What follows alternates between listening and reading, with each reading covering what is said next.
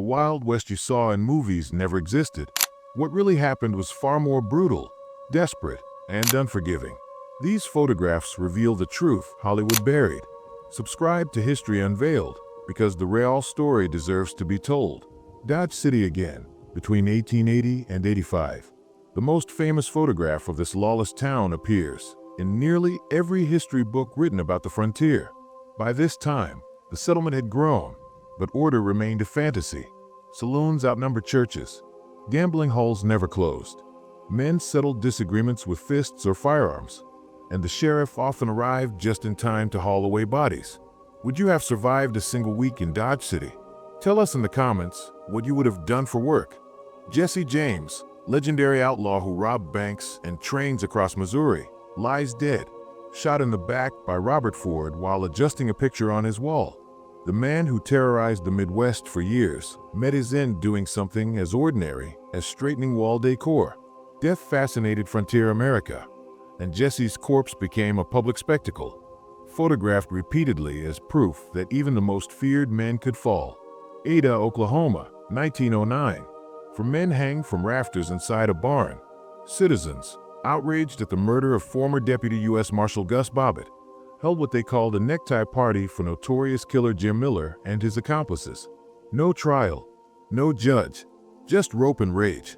Gazing upon four men hanging there might have shocked some locals, but many sighed with relief. Lynching for criminals wasn't pretty, but frontier justice rarely waited for courtrooms. Deadwood, Dakota Territory, 1876. General view from hillside showing Gold Rush town sprawling through canyon.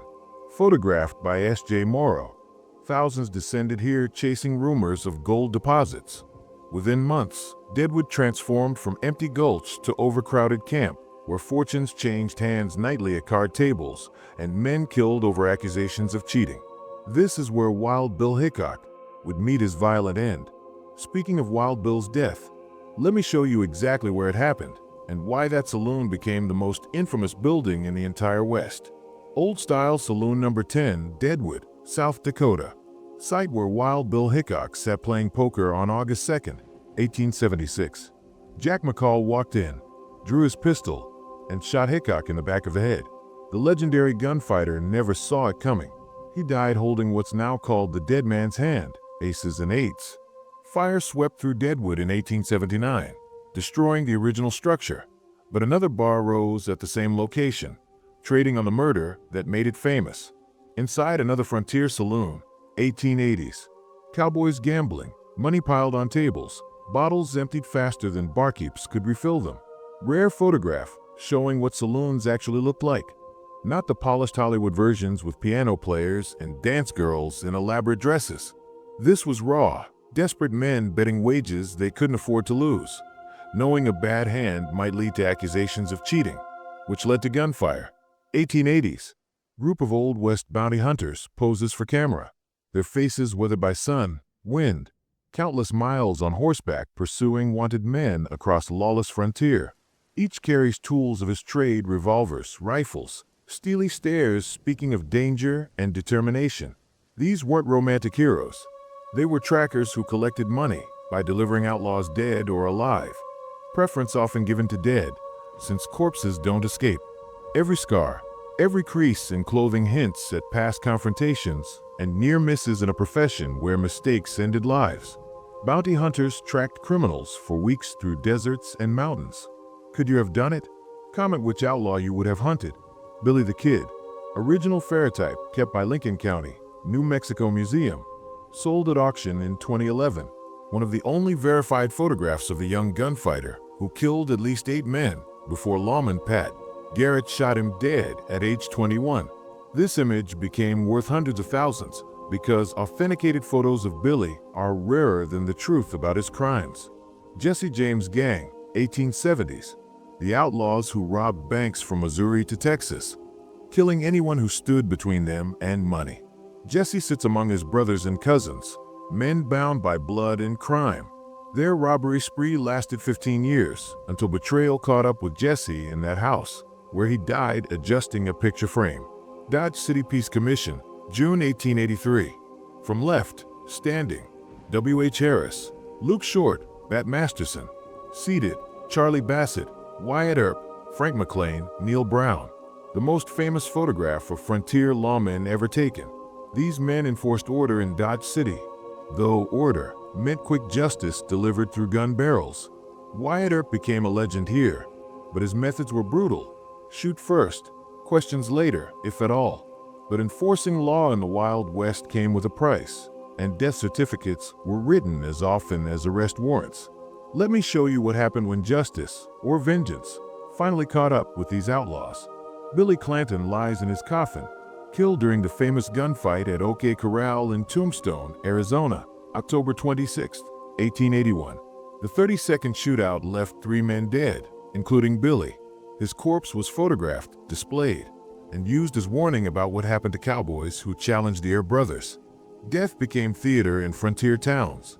George Mailden, Prince of Hangmen, chief executioner for Judge Isaac Parker's federal court for the Western District of Arkansas.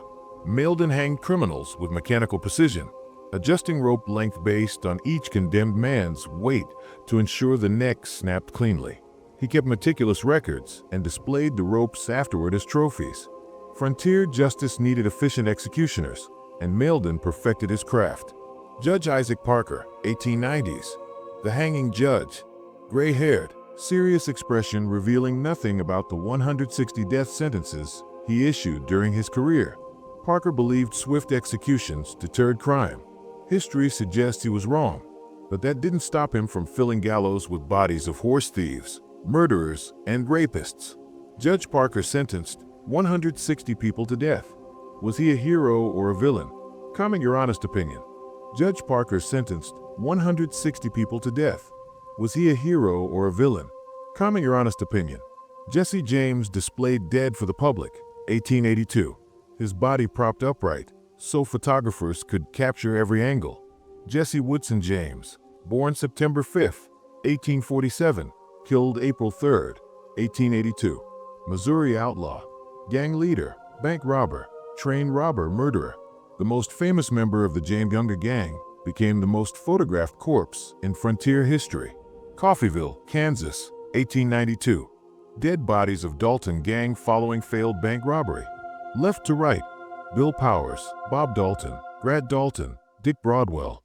The gang attempted to rob 2 banks simultaneously. Citizens grabbed rifles and turned Coffeyville streets into killing ground. 4 outlaws died. 4 townspeople died. The Dalton Gang's attempted legendary status ended with their corpses displayed like hunting trophies. John Wesley Hardin postmortem photograph. The gunfighter who claimed to have killed 42 men lies dead after Constable John Selman shot him in the back while he played dice. Hardin spent 16 years in prison, tried going straight, then returned to gambling and drinking. His death became inevitable the moment he stepped back into that world. Tom Ketchum being prepared for hanging. Clayton, New Mexico, 1901. Historical photograph showing outlaw on gallows moments before execution. Ketchum attempted train robbery alone, got shot, arrested while recovering from wounds. The hanging went wrong. The rope decapitated him when he dropped through the trapdoor. Frontier executions weren't always clean. Boot Hill Cemetery, Tombstone, Arizona. Final resting place for men who died with their boots on shot, hanged, or killed in knife fights. Markers bearing names like George Johnson, hanged by mistake. And here lies Lester Moore, for slugs from a .44, no less, no more. Death with dark humor, typical of the frontier. But death in the Wild West wasn't reserved only for outlaws and lawmen. The land itself demanded blood, sweat, and bodies. And those who survived did so by destroying everything around them. 1870s, mountain of buffalo skulls, piled stories high. Hunters slaughtered millions of buffalo, took hides, left carcasses rotting on plains. This wasn't hunting for food. This was industrial slaughter designed to destroy the food source, sustaining Native American tribes. Kill the buffalo, starve the people, take the land. Dodge City, Kansas, 1878. Charles Rath sits atop 40,000 buffalo hides in the yard of his store, co-owned with Robert M. Wright. Wright later wrote that Rath bought and sold more than 1 million buffalo hides, tens of thousands of buffalo robes, Hundreds of train cars of buffalo meat, both dried and fresh, besides several carloads of buffalo tongues. One man, 1 million dead animals. Profit measured in extinction. They slaughtered buffalo to near extinction for profit. Comment if you think this was genocide or just business. Empire Mine, Grass Valley, California, around 1900. Gold miners descending into darkness, carrying tools and lamps. Underground work killed men through cave-ins, gas explosions, silicosis from breathing rock dust. Miners gambled their lives daily for wages barely covering food and shelter. The California Gold Rush made merchants rich while miners died poor. Cowboy watches over longhorn cattle during drive. Months on the trail, sleeping on hard ground, eating beans and hardtack, breathing dust kicked up by thousands of hooves. Cowboys earned $30 monthly for work that broke bodies and minds. Romantic? No. Desperate men taking dangerous jobs because nothing else existed. But while settlers and cowboys struggled to survive in the West, the original inhabitants faced something far worse than hard labor. They faced systematic destruction. What I'm about to show you reveals the true cost of America's westward expansion. September 10th, 1886. Band of Apache prisoners rests beside Southern Pacific Railway near Nueces River, Texas. Men, women, children forced from ancestral lands, transported like cargo to reservations where they'd starve on government rations. These weren't prisoners of war. They were people whose crime was living where settlers wanted land. Fort Washakie, Wyoming Indian Reservation. Chief Washakie extends right arm, possibly in greeting or treaty gesture. Shoshone leader who tried cooperation with United States government, believing treaties would protect his people. Those treaties were broken repeatedly. Washakie watched his tribe confined to shrinking reservation land while promises evaporated like morning frost. 3 weeks after Wounded Knee Massacre, Bigfoot's camp photographed with bodies of 4 Lakota Sioux wrapped in blankets in foreground. United States soldiers stand amid scattered debris of destroyed camp. December 29th, 1890. 7th Cavalry opened fire on Lakota men, women, children. Over 300 killed. The massacre that ended the Indian Wars wasn't a battle, it was slaughter. Wounded Knee was called a battle, but it was a massacre. Comment if you learned about this in school or if history books skipped it. March 27th, 1886. Geronimo poses with members of his tribe and General George Crook's staff during peace negotiations. The Apache leader who evaded capture for years finally agreeing to terms. Look at Geronimo's face. He knows these negotiations mean surrender, mean reservations, mean the end of freedom. Sierra Madre Mountains of Mexico, March 27, 1886. Seen in Geronimo's camp before surrender to General Crook. Photograph taken by special request of Geronimo himself. Geronimo and Natchez mounted, Natchez wearing hat, Geronimo's son standing beside. 3 days later, March 30th, Geronimo escaped negotiations and fled back into mountains.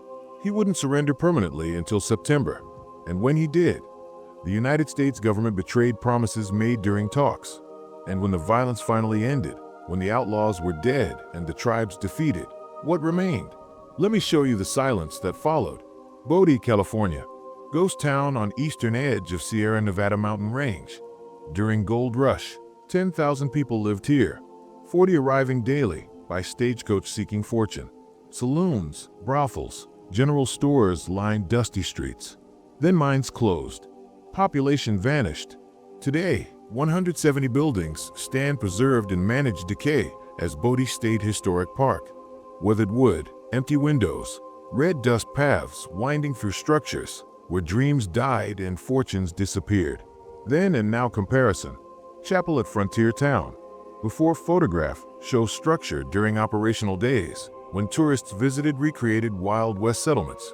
Now photograph reveals abandonment, decay, collapse. The romanticized version of the Wild West people wanted to believe and couldn't sustain itself even as tourist attraction. Both the real West and its fantasy version ended the same way. Empty buildings, fading memories, stories told by those who weren't there. 25 photographs revealing the Wild West Hollywood never showed you. Brutal, lawless, unforgiving. This was the real frontier. Subscribe to History Unveiled for the history they tried to bury. And tell us in the comments.